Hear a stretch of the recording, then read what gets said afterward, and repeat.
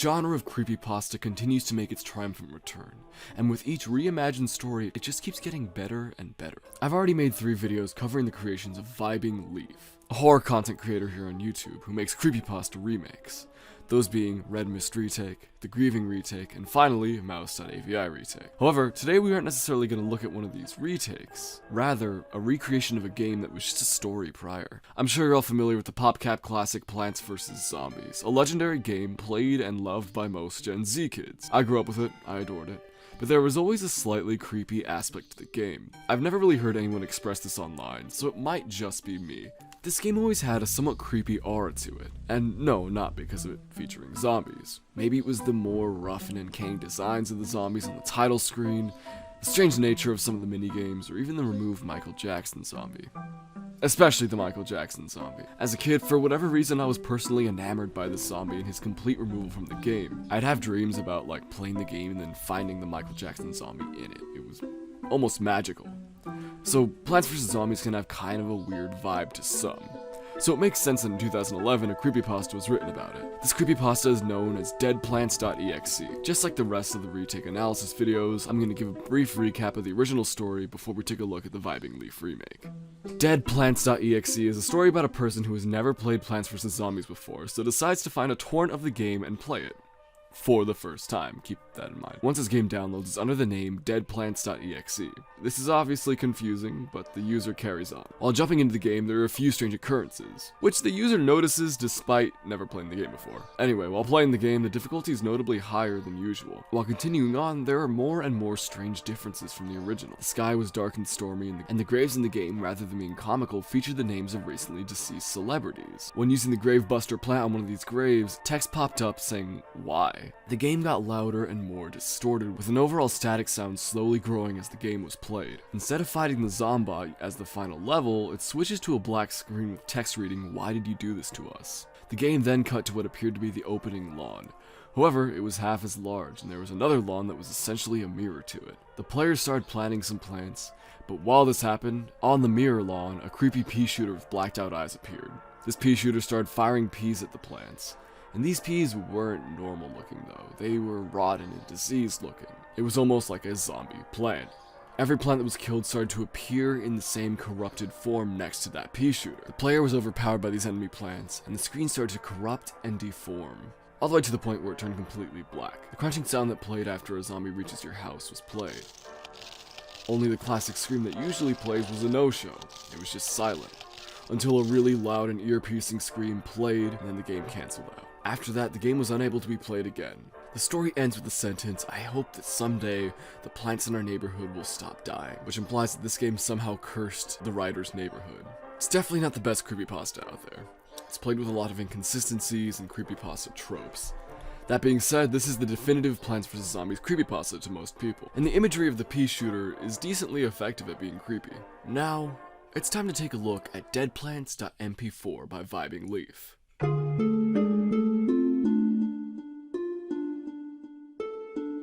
The video starts off with text saying, "Hello everyone, once again, this is Nick." Nick being a character who comes from one of Vibing Leaf's previous work, being a reimagining of Sonic.exe.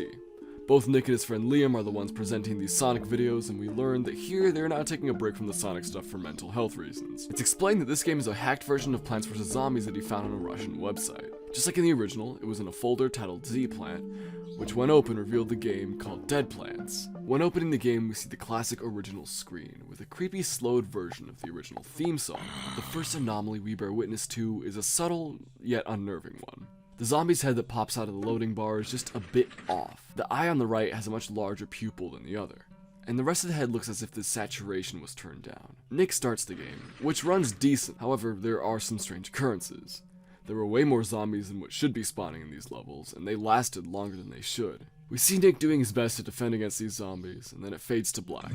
We see another anomaly, being the strange name of Zomano on one of the gravestones. This, however, is by far not the strangest thing to be seen here. Nick mentions that the game seems to have been made for someone specifically, with the following footage leading us to that conclusion. After finishing what seems to be the second to last level, the note left by the zombies simply read, "This is the end. Good luck." Instead of the note being addressed from the zombies, we simply see the word honey. The good luck text being in Russian for those who are only listening. Shit gets really bizarre when this level starts. The sky is black and red, and all the colors are muted and desaturated. The zombies have that same enlarged pupil that we saw from the title screen. Despite being a super small change to their design, it's a very, very effective one in terms of being unnerving. Despite the visuals, things are pretty normal. Until Zomboss leans down and we see his design. Instead of the silly Zomboss that we're all familiar with, what we see is a very unnerving, Soviet-looking zombie. From what I can tell, he's got a red hat with a hammer and sickle on it. The mech he's piloting is also very bizarre and unnerving, with what looks like a human skull at the front of it. Now, keep this skull thing in mind. The mech has this weird and fleshy looking mouth. When open, we can see that it's actually a human heart, only upside down. Eventually, the Soviet Zomboss is defeated and the game bugs out. The skull thing is an item that must be picked up. When picked up, some messages then appear on screen alongside the name on the bottom right being Dinana Matthew. The text reads, "Why did you do this to us, Matthew? Or am I talking to you, Dinana? My darling." We then see the face. "It's been years since I last saw you, my child. Oh, look at you. You've grown so much, ever since I saw you 7 years ago. You freed your own mother, Dinana. I can finally speak to you after all these years. Do you want a last level before I leave, darling? I'll explain everything in the process." This message is from a mother to her daughter. This is clear from the addressing of Matthew, the father, represented by the Soviet zombie. We can now tell that the game was made for their daughter, Dinana. The spirit of this mother is trying to directly connect with her daughter through this game. Now, after planting some sunflowers, half of the screen turns black and then the creepy pea shooter appears. It spawns a massive wave of the zombies with the black eyes from earlier. Said zombies eat every plant in just one bite. Every plant that's eaten by these zombies appears next to the pea shooter on the black side of the screen. And then for a split second, a message cuts in.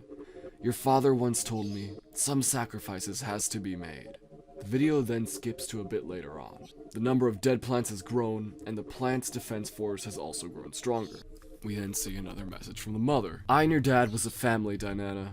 The art shown here depicts a man and a woman who seem to have wings. I take this personally as symbolism that they were like angels for each other. "All the names on the graves are the names I remember of the ones that he left to die.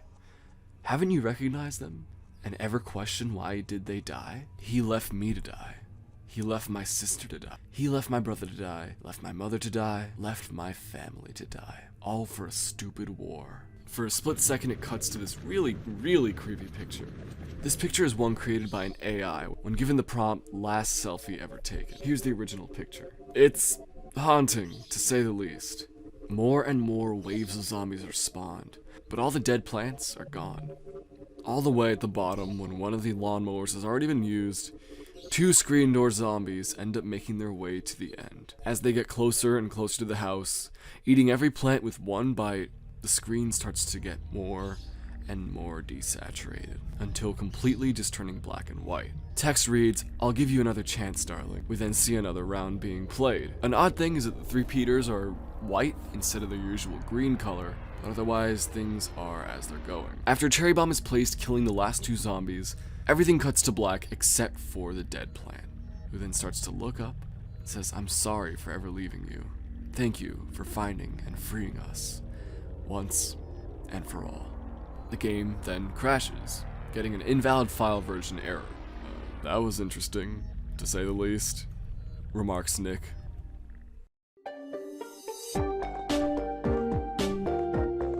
So, that was Deadplants.mp4, and it is so much better than the original story. This video, just on a visual scale alone, is so cool to look at, and it was a perfect story to remake. It's not the most popular creepypasta ever, but it's actually Vibing Leaf's most popular video ever, which is honestly kind of surprising, given the fact that it's a less popular story. The video is best when watched fully, because that's really how the story comes together. Having the story of the mother and the father and the daughter just adds this complete layer of uncanniness, but also sort of a melancholy feeling. You can almost sympathize with the mother character. Once you defeat him, it means that you've freed her. There's no one else inside of the game, just her and her memories. So I talked to Vibing Leaf directly about this story and just wanted to ask a bit about it. Vibing Leaf explained to me, this game doesn't necessarily have the spirit of the mother inside of it, but rather a message from her, who is a literal zombie, about to completely decay and rest in peace once and for all, trying to send a message to her daughter. This was in 2012, and then she died alone in 2014. The game was then uncovered by Nick in 2023 and uploaded to YouTube. What's amazing is that Leaf was actually hacking the game while playing in real time, which I would not be able to tell because it's really well done and I wouldn't think that it was being done as it was going. It's really, really cool. And I'm excited to see other games that Vibing Leaf is working on. We now know that Five Nights at Freddy's Retake is officially underway, and that's going to be playable, not just a video. That's going to be really cool, and you best believe I'm going to make a video about it. We also have confirmation of the final retake, and it turns out I was right all the way back when in my older videos, which makes me think potentially Ben Drowned, or even Dead Bart. It is going to indeed be Dead Bart Retake, meaning the spirit that's in the Red Mist retake is in fact Bart Simpson. Doesn't really look like him, but I always had a feeling that it represented him. So we now know that the retake series is going to end Dead Bart Retake, and I'm really excited for that. Now before I end this video off, I want to tell you all about something pretty exciting. So I now have official merchandise that you can buy right now, and it's some really cool stuff. If you click the little eye icon in the corner up there, it'll lead you to the Raymundo store, where you can buy a bunch of these adorable little stickers, t-shirts, mugs, hoodies, whatever you want. Quality of the shirts are great, the prints are beautiful, and we're going to be continually adding more and more designs. Just like how I display fan art at the end of these videos, if you buy some Raymundo merch and then send a picture of you with it, I'll also feature that, if you want it featured of course, at the end of the videos. It's kind of a cool way to appreciate the purchase. So that's it from me. Thank you for watching, and I'll see you all in the next video.